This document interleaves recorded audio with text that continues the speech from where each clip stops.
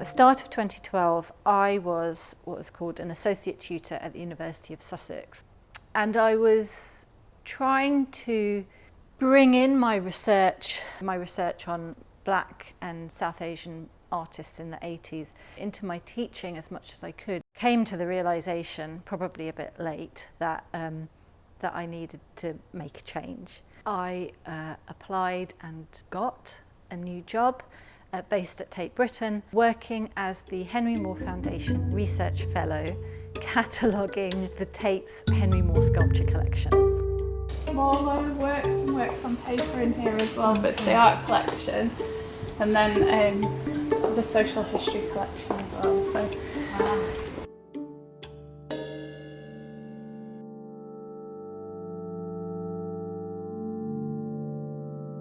Yayoi Kusama at Tate Modern is the blockbuster exhibition of 2012 that for me signals a moment. The exhibition notes on the Tate website are an interesting testament to where we were at the time. The notes are informative, respectful, yet subtly othering. Again, it feels like we're on the cusp of something. Terminology such as neurodivergent is still not fully embraced in art establishment showing spaces.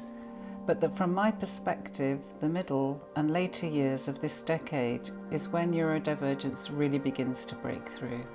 And I think I began an artist page on Facebook in 2012 or thereabouts. And that was an important way of connecting. There was also the AN blogging platform at that point.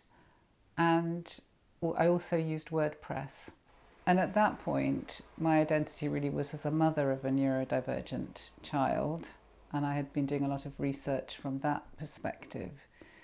And then it was later on that, having found community, I began to realise and unpick my own identity.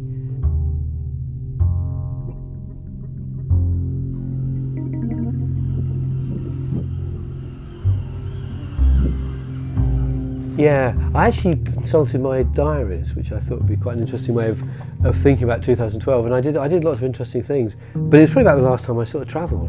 I travelled a bit to Vancouver and Cologne and places, and I don't think I've been on an aeroplane since. So that says something about how climate change has impacted on my ethical position. But I do think that for me, in a sense, 2008 was probably more of a watershed sort of moment, because there was the economic crash and there was the Occupy movement and all these sort of things, and I think they were still having resonances 4 years later. I've sort of thought about this, looking at our programme and thinking about the things that I was doing, because I was then artistic director of the whole centre with a very good curator called Sarah Jane Parsons, who was bringing in some really interesting shows. But I think in 2008 we were sort of protected in a sense from the crash because we'd just opened.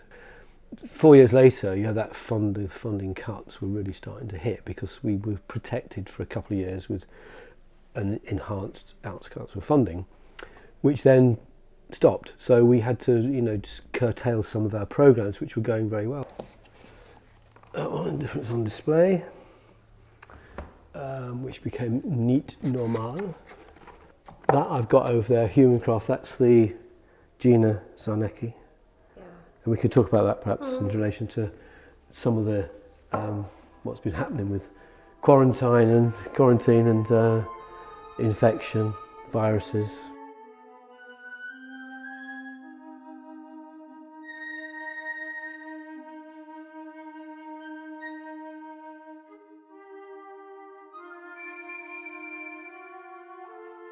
But it was a definite commission for Channel 4 telly. It's a very corny idea in many respects. It's a discus, somebody throwing a discus, which was based on Myron's Greek sculpture called Discobolus. So I wanted it to relate to the original Olympic Games, so right back in history.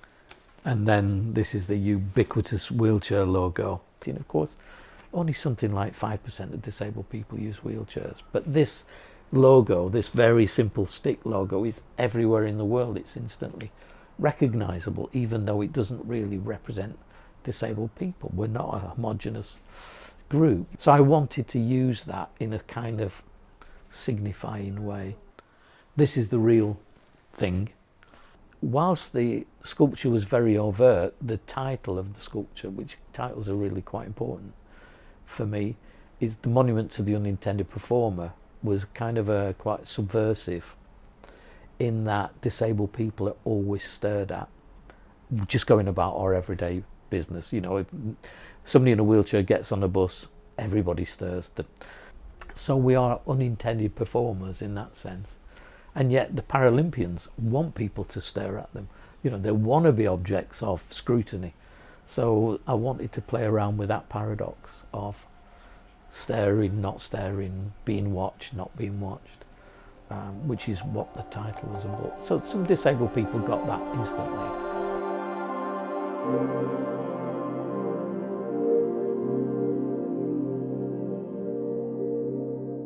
2012 I certainly remember as quite a transitional year. I remember it as a year of a lot of flux. There was a lot going on.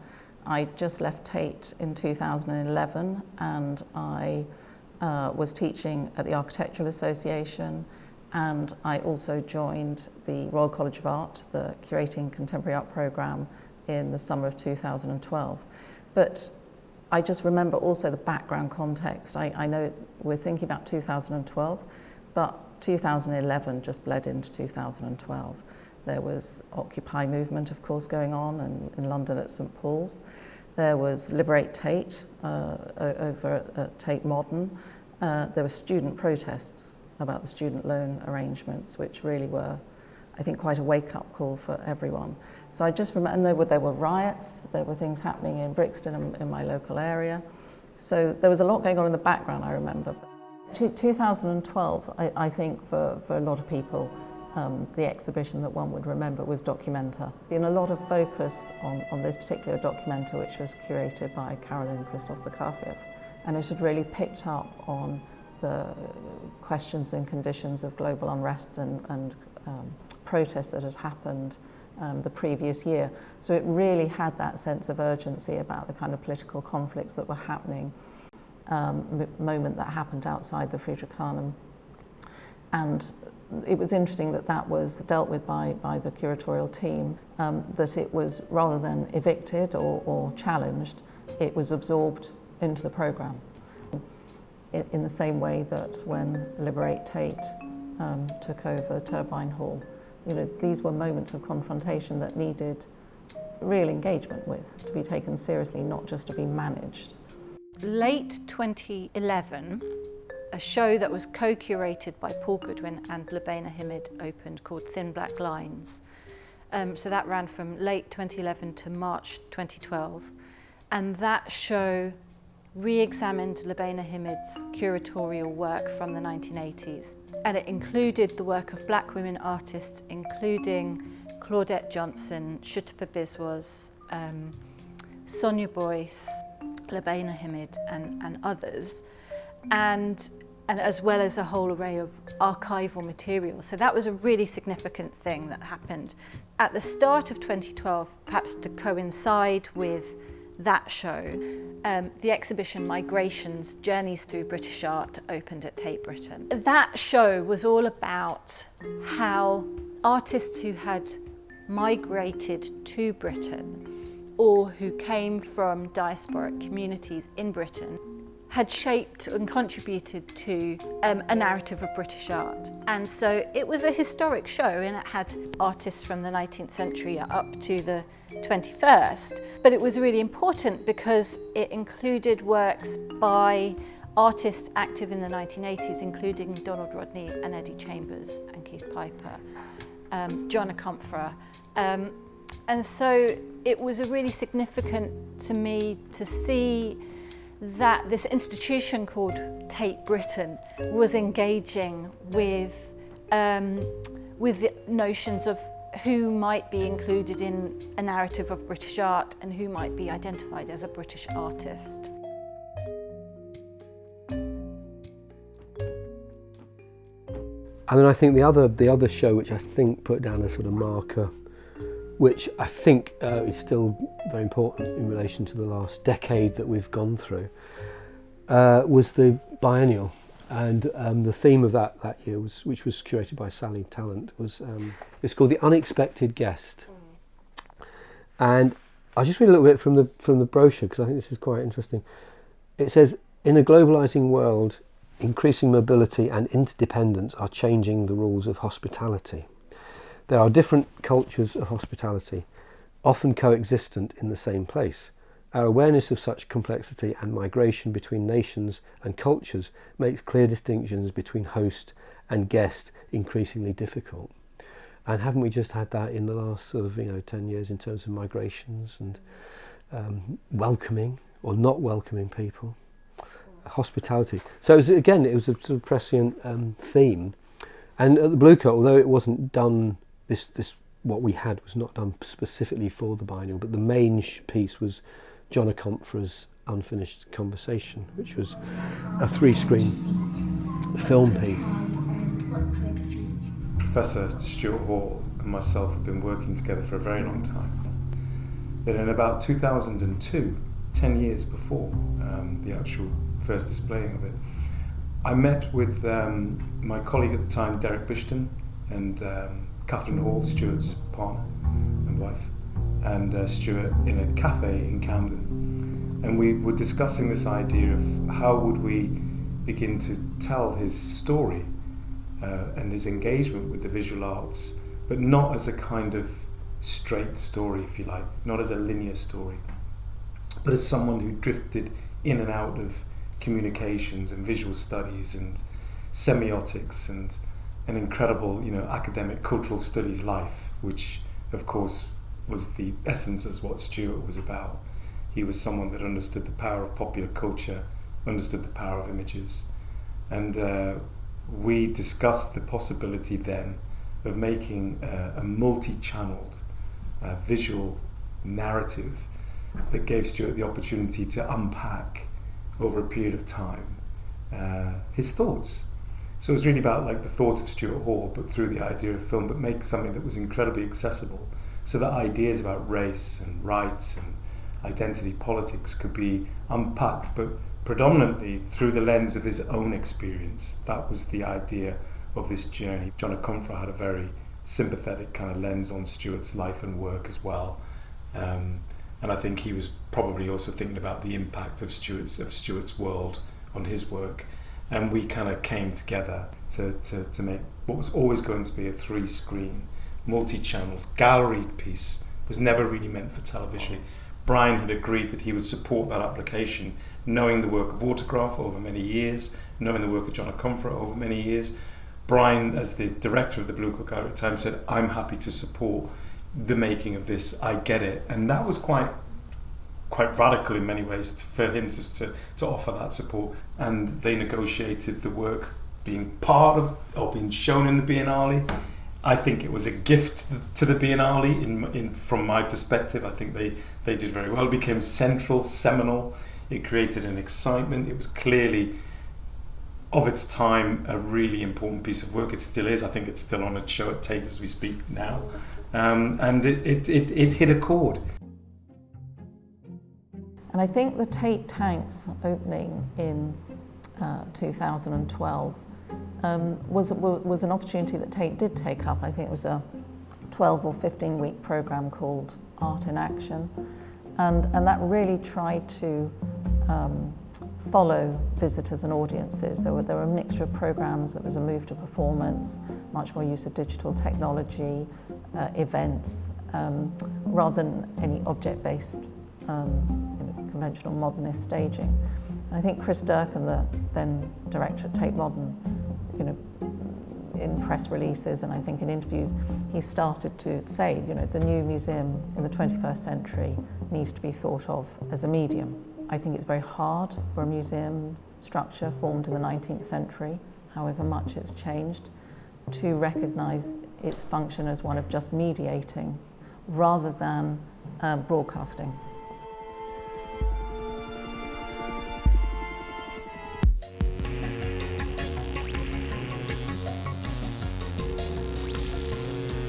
So we were encouraged to put in a funding application with Shape as the lead partner, Arts Admin as the production side of things, And we invited Joe Verrington as our to act as senior producer. And it was very democratic how we did everything, all the decision making. We brought together a group of people to evaluate and vote on each of the commissions. And what we wanted was for the majority of that money from the Arts Council, the British Council and the Spirit of 2012 and LOCOG to go directly to funding the artists and their production of their work. So that was a great piece of legacy. And Shape has managed Unlimited for the next sort of 10 years, and now it's sailed off as a fully formed and hopefully, wonderfully established commissioning process, which will continue. I think these ones belong in this box. I think it's possible to talk about the Museum of Everything exhibition in Selfridges 2011 as being on the coattails of our decade, and the Project Artworks States and Spaces exhibition at the Milton Keynes Gallery just overlapping by a few days into 2012 as a tipping over at the cusp of something new.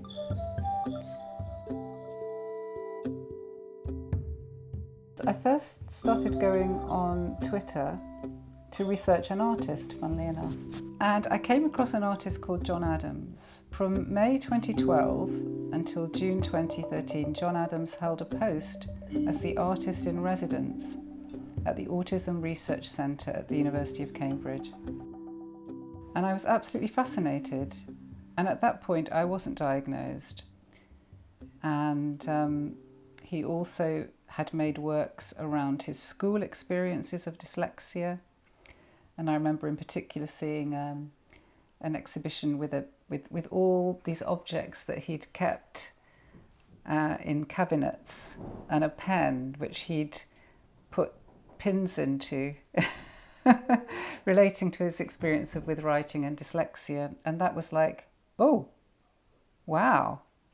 That was a real light bulb moment for me. And John's example was very important to me, but I think he was probably the only person that I knew of at that point who was practicing in this way. Whereas now you will see many people, in fact, there's so many, I've lost count. I think what the archive wants to do is to highlight work that we think is important work. And then the institutions like Tate or the National Gallery or whoever it is can look at that work and see it in the National Archive, and then the curators can look and think, okay, that's interesting work.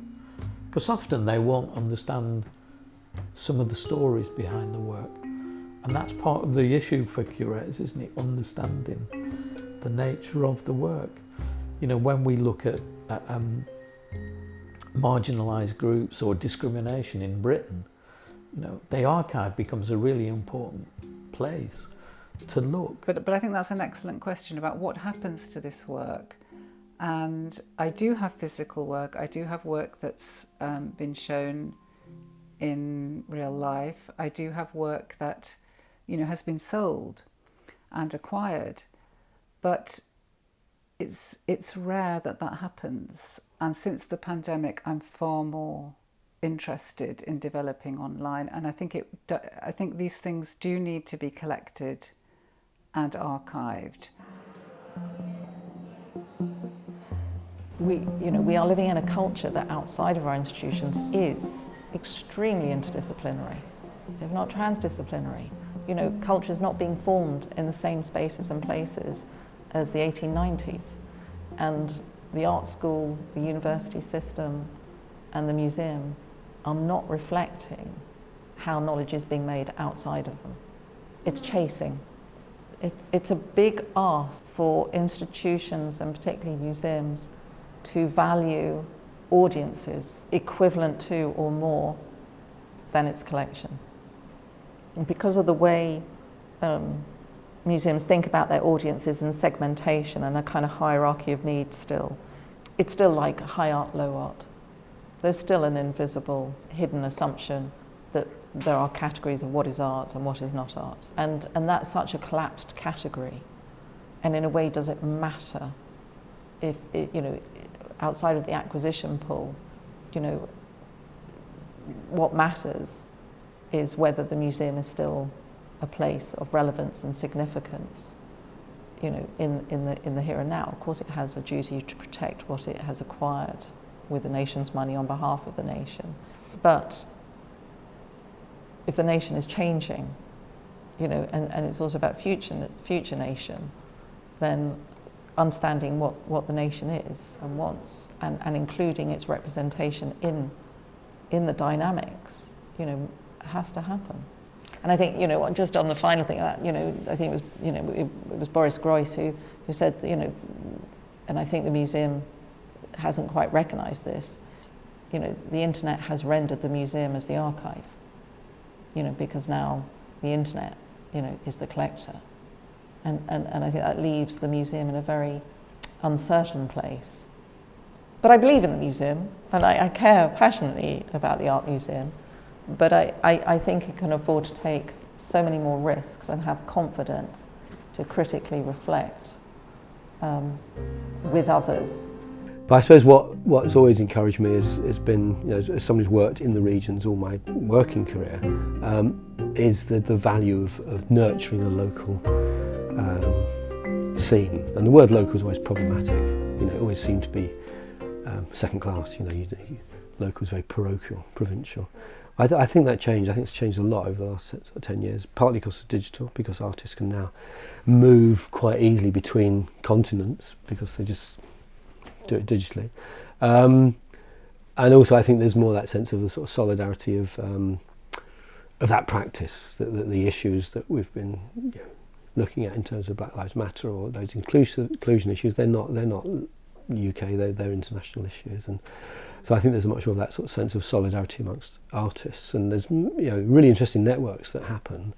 And often the galleries aren't part of that. They don't need to be part of it because there's an ecology that exists outside of that, which I think is healthy.